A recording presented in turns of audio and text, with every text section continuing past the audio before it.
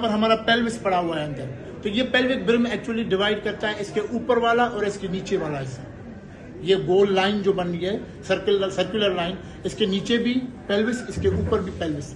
मगर ऊपर वाला पेल्विस जो है वो it is continuous with the abdomen, वो एक्चुअल पेल्विस नहीं है, इसलिए हम उसको कहते हैं फॉल्स पेल्विस। नीचे वाला एक्चुअल पेल्विस है, उसको कहते हैं ट्रू पेल्विस।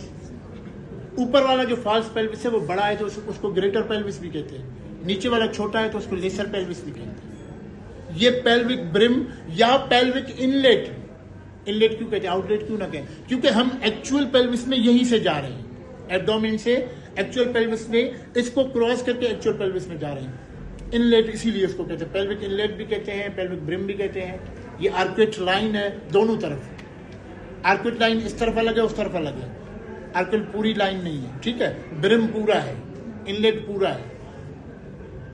ब्रिम एक्चुअली अब थोड़ा सा डिफरेंशिएट करता हूं मैं ब्रिम और इनलेट को। ब्रिम ये है कि ये जो लाइन बन रही है पूरी circular line, it is pelvic brim. Inlet ये लाइन एक्चुअली नहीं है, इनलेट वो है, वो आपका जो पूरा ओपनिंग बना हुआ उसके थ्रू अंदर जाएंगे, वो इनलेट, ठीक है। तो ये पूरी लाइन अगर बन गई तो पेल्विक ब्रिम है, एक तरफ की लाइन है तो आर्कुएट लाइन है।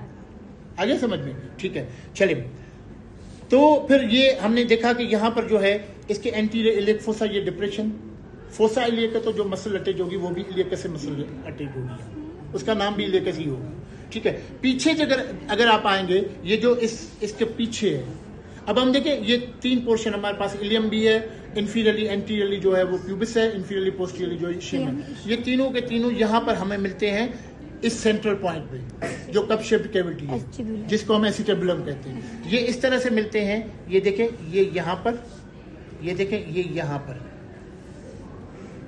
ये यहां पर, ठीक है। तो आप देखें ये भी बड़ा एरिया ले रहा है इशियम, इलियम भी बड़ा एरिया ले रहा है, और प्यूबिस जो है छोटा एरिया ले रहा है। 2/5 ये ऑक्यूपाई कर रहा है इसका, 2/5 इलियम ऑक्यूपाई कर रहा है, 2/5 इशियम ऑक्यूपाई कर रहा है, 1/5 जो है प्यूबिस। ये ट्राई रेडिएट तीनों तरफ जा रहा है, ट्राई रेडिएट कार्टिलेज जहां पर बनता है। आखिरी आसिफिकेशन यहां पर अबाउट 20 to 25 ईयर्स यहां पर हो जाती है, ठीक है। तो ये अब देखें, अब जो है आप ये मैं इसको इस मिडल साइड पे एंटीरियर इलियक फोसा और पोस्टीरियरली जो है, ये पोस्टीरियर जो सरफेस है जिसको हम सेक्रोपेल्विक सरफेस कहते हैं, इसमें आप देखें कि तीन पोर्शन हमारे बनते हैं। एक ये अपर वाला पोर्शन, ये एक ये मिडिल वाला पोर्शन, ये वाला, ठीक है, और एक ये लोअर पोर्शन, यहां तक तो है ना, ये लोअर वाला पोर्शन। मिडिल वाला पोर्शन जो है ये सेक्रम के साथ आर्टिकुलेट करेगा, इसलिए हम इसको कहेंगे ही आर्टिकुलर सरफेस। इसके ऊपर वाला ये बड़ा प्रोमिनेंस बना रहा है, जिसको हम कहते हैं ट्यूबरोसिटी।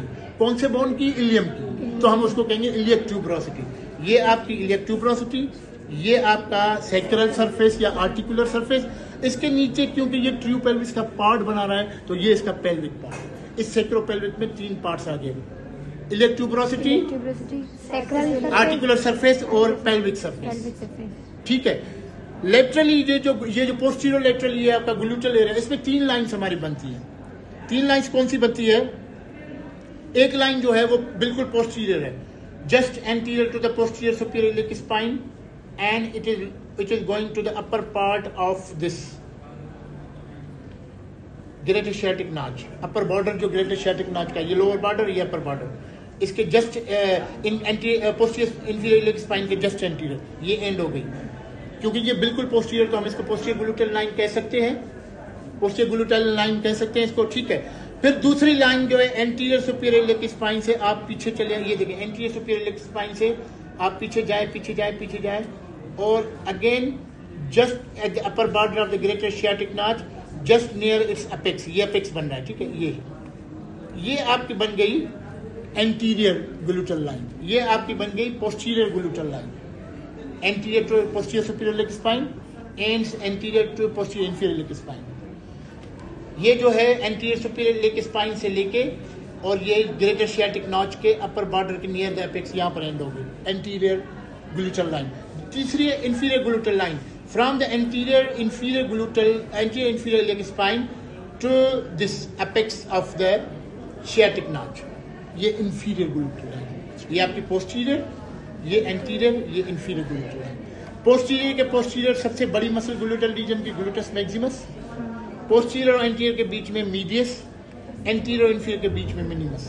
ये 3 मसल्स यहाँ पर ग्लूटल सरफेस के ये इंपॉर्टेंट मसल है, इसलिए यहाँ पर बता रहा हूँ। बाकी अटैचमेंट में नहीं, बाकी सारा फीचर्स आपको बताऊंगा, ठीक है। तो ये आपका जो है ये इलियम कंपोनेंट पूरा इसका जो है खत्म हो। अभी नीचे जो एसिटाबुलम वो एसिटाबुलम